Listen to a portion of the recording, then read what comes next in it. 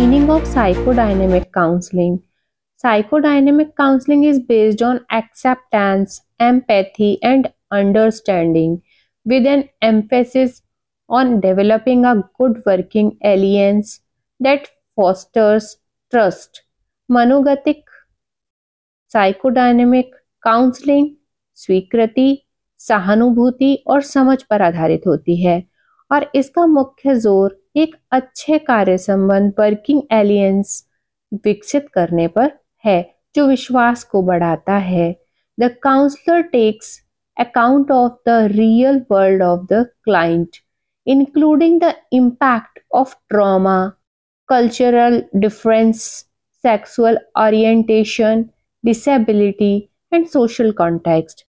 Counsellor client की वास्तविक दुनिया को ध्यान में रखता है जिसमें ट्रॉमा, सांस्कृतिक भिन्नता, लैंगिक रुझान, दिव्यांगता और सामाजिक परिवेश का प्रभाव शामिल होता है. Psychodynamic counselling places more emphasis on the influence of past experiences on the development of current behavior, mediated in part through unconscious processes.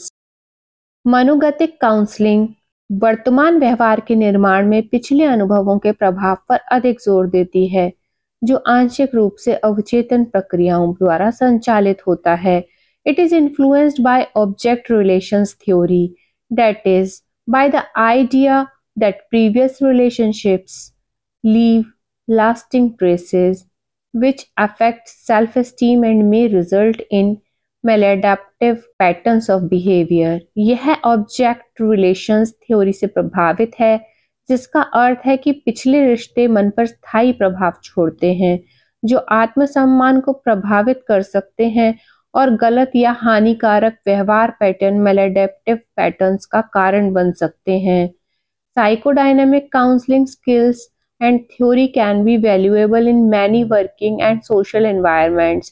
मनोगतिक काउंसलिंग के कौशल और सिद्धांत कई कार्यस्थलों और सामाजिक वातावरण में उपयोगी हो सकते हैं. The insight and understanding about human functions gained from psychoanalytic theory can enhance the life of the counselor as well as the client and can put to a variety of good uses.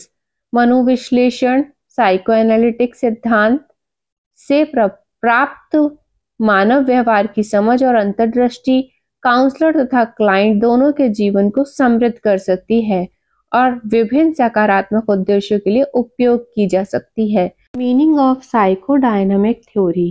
Psychodynamic सिद्धांत का अर्थ. Psychodynamic psychotherapy is derived from psychoanalysis यानी मनोविश्लेषण and is based on a number of key analytical concept.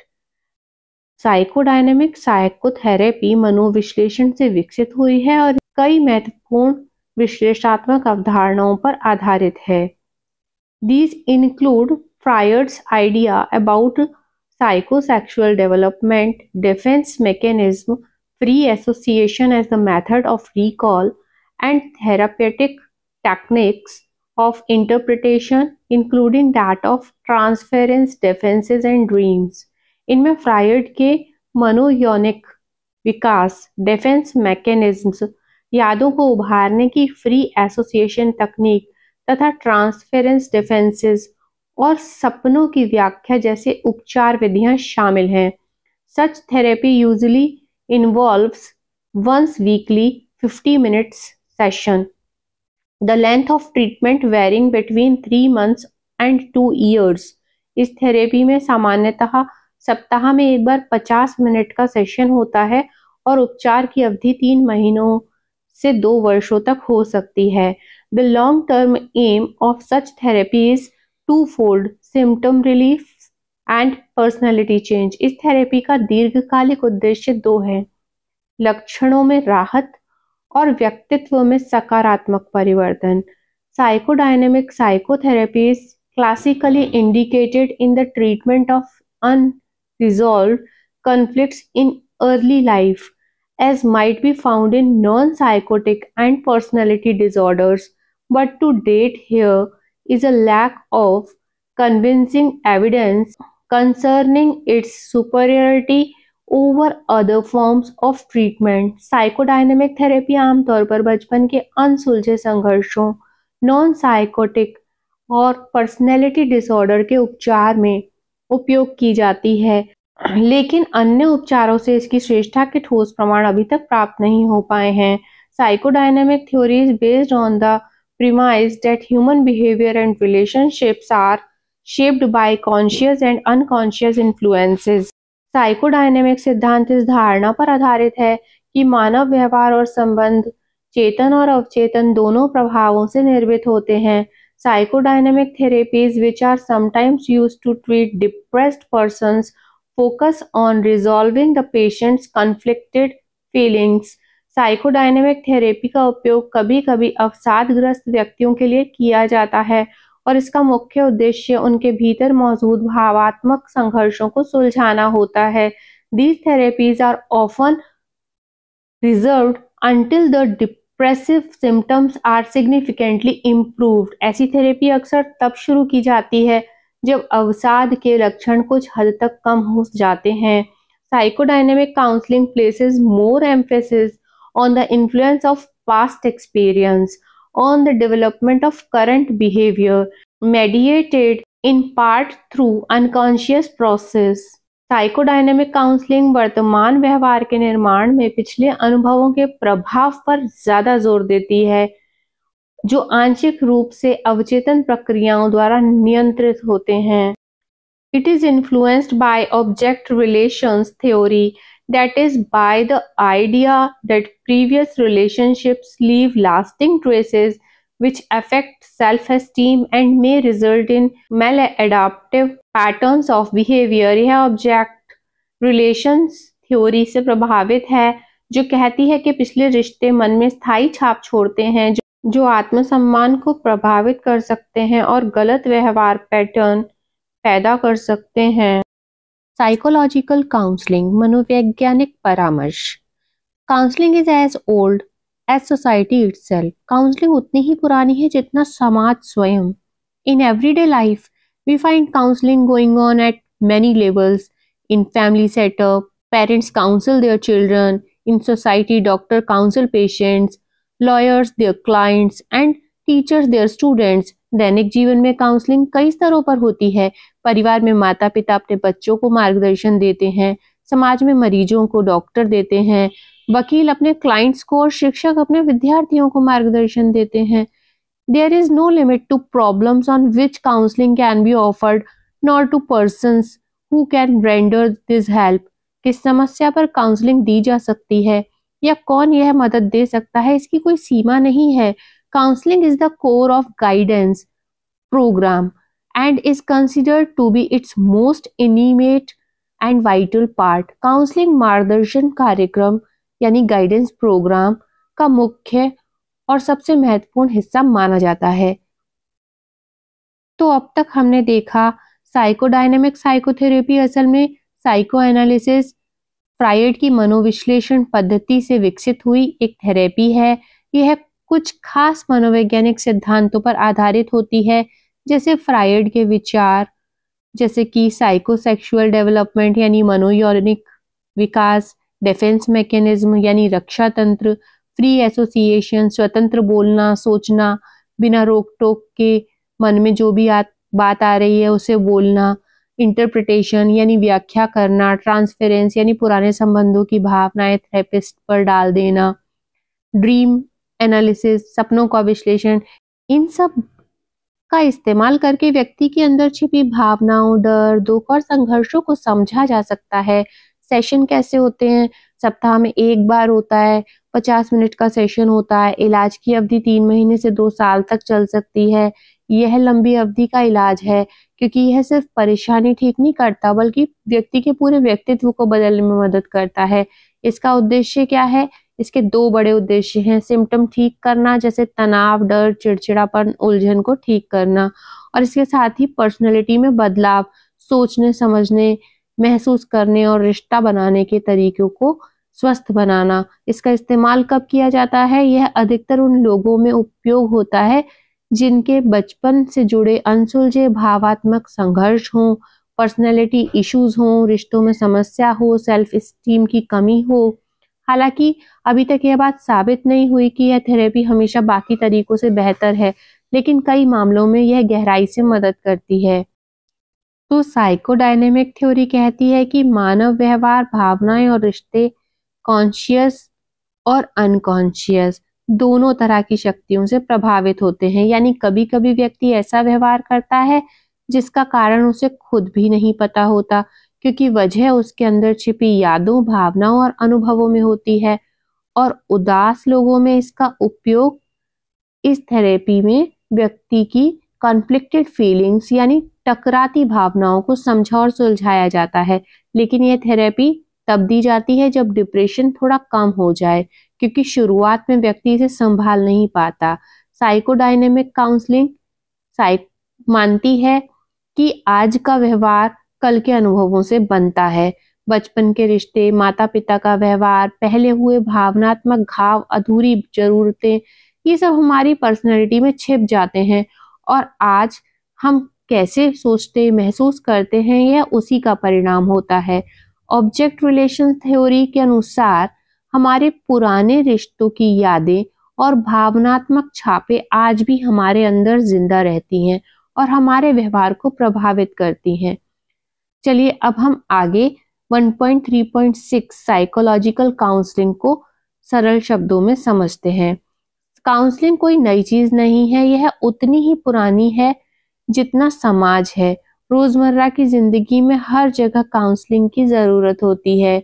माता पिता अपने बच्चों को सलाह देते हैं, डॉक्टर रोगियों को, वकील अपने क्लाइंट्स को, शिक्षक अपने विद्यार्थियों के। इसका मतलब है जहां कोई व्यक्ति दूसरे की समस्या सुनकर, समझकर उसे बेहतर रास्ता दिखाता है, उसे काउंसलिंग कहते हैं।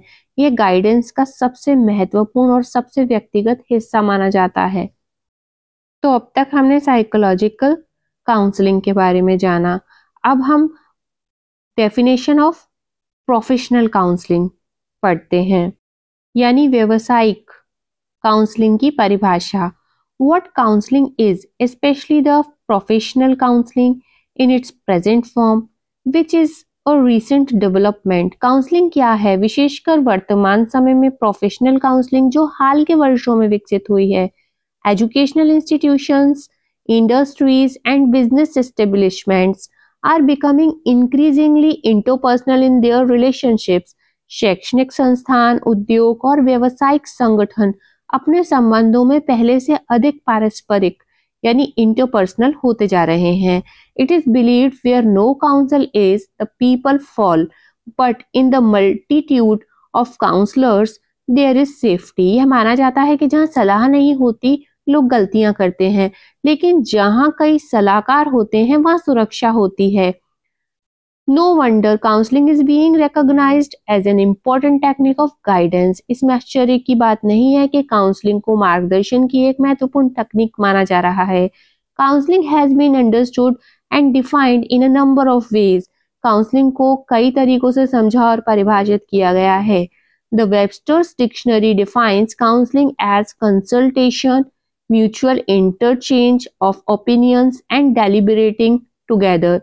वेबस्टर डिक्शनरी के अनुसार काउंसलिंग का अर्थ है परामर्श, विचारों का आपसी आदान प्रदान और मिलकर सोच विचार करना। Wren says counseling is a dynamic and purposeful relationship between two people who approach a mutually defined problem with mutual consideration of each other. Wren कहते हैं काउंसलिंग दो लोगों के बीच एक सक्रिय और उद्देश्यपूर्ण संबंध है जहां दोनों एक स्पष्ट रूप से परिभाषित समस्या को आपसी समझ और सम्मान के साथ हल करने का प्रयास करते हैं, to the end that the younger or less mature or more troubled of two is aided to a self determined resolution of his problem, ताकि उन दोनों में से जो कम अनुभवी, कम परिपक्व या अधिक परेशान है उसे अपनी समस्या का समाधान स्वयं खोजने में सहायता मिल सके।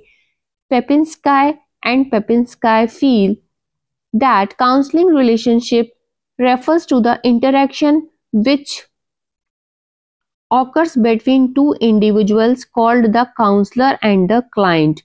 पेपिंस्की मानते हैं कि काउंसलिंग संबंध उस पारस्परिक प्रक्रिया को कहा जाता है जो दो व्यक्तियों, काउंसलर और क्लाइंट के बीच होती हैं, takes place within a professional setting and, जो किसी प्रोफेशनल वातावरण में होती हैं, और is initiated and maintained as a means of facilitating changes in the behavior of client, जिसका उद्देश्य क्लाइंट के व्यवहार में सकारात्मक बदलाव लाना होता है. The counseling relationship develops from the interaction between two individuals, one a professionally trained worker and the other a person who seeks his services. Counselling संबंध दो व्यक्तियों के संवाद से विकसित होता है, एक जो प्रशिक्षित पेशेवर है और दूसरा जिसे उसकी सहायता की आवश्यकता है. Han and McLean define counseling as a process which takes place in a one-to-one relationship between an individual beset by problems. हान और मैकलीन काउंसलिंग को इस तरह परिभाषित करते हैं, एक ऐसी प्रक्रिया जो एक व्यक्ति और एक पेशेवर के बीच वन टू वन संबंध में होती है, with which he cannot cope alone, and a professional worker whose training and experience have qualified him to help others. जब व्यक्ति अपनी समस्याओं को अकेले सामना नहीं कर पा रहा होता और एक पेशेवर जिसकी प्रशिक्षण और अनुभव उसे दूसरों की सहायता करने के योग्य बनाता है. Reach solutions to various types of personal difficulties, उसे उसकी व्यक्तिगत कठिनाइयों के समाधान तक पहुंचने में मदद करता है. Major elements of counselling, counselling के मुख्य तत्व. Counselling involves two individuals, one seeking help and the other a professional trained person who can help the first. Counselling दो व्यक्ति शामिल होते हैं, एक जिसे मदद चाहिए, दूसरा प्रशिक्षित व्यक्ति जो सहायता प्रदान करता है. There should be a relationship of mutual respect between the two individuals. दोनों व्यक्तियों के बीच आपसी सम्मान का संबंध होना आवश्यक है. The counselor should be friendly and cooperative and the counselee should have trust and confidence in the counselor. Counsellor को मित्रतापूर्ण और सहयोगी होना चाहिए और काउंसली को काउंसलर पर भरोसा और विश्वास होना चाहिए.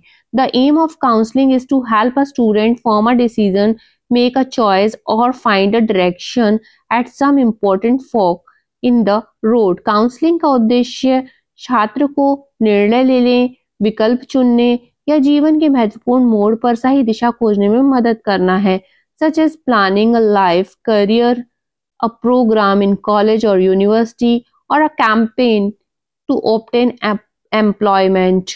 जैसे करियर की योजना बनाना, कॉलेज यूनिवर्सिटी में कार्यक्रम चुनना या रोजगार पाने के लिए तैयारी करना. It helps the counselee acquire independence and develop a sense of responsibility. यह काउंसली को स्वतंत्रता और जिम्मेदारी की भावना विकसित करने में मदद करता है. It helps him explore and utilize his potentialities and actualize himself. यह उसे अपनी क्षमताओं को पहचानने, उपयोग करने और स्वयं को विकसित करने में सहायता देता है. It is more than advice giving. यह केवल सलाह देने से कहीं अधिक है. The progress comes through the thinking that a person with a problem does for himself rather than through solutions suggested by the counselor. वास्तविक प्रगति तब होती है जब व्यक्ति खुद अपनी सोच से समाधान खोजता है, न कि केवल काउंसलर द्वारा बताई गई बातों से. It involves something more than the solution to an immediate problem. यह केवल तत्काल समस्या के समाधान तक सीमित नहीं है. Its function is to produce changes in the individual that will enable him to extricate himself from his immediate difficulties. इसका उद्देश्य व्यक्ति में ऐसे बदलाव लाना है जिससे वह अपनी वर्तमान कठिनाइयों से बाहर निकल सके. It concerns itself with attitudes as well as action. यह व्यवहार के साथ साथ व्यक्ति के रवैये से भी जुड़ा होता है. Emotional rather than purely intellectual attitudes are the raw material of the counseling process. Counselling में केवल बौद्धिक सोच नहीं बल्कि भावनाएं अधिक महत्वपूर्ण कच्चा माल होती हैं. Thoughts have their place in the counseling process, but it is emotionalized feelings which are most important. Counselling में विचारों की अपनी जगह है, लेकिन सबसे अधिक महत्व होता है व्यक्ति की भावनाओं का.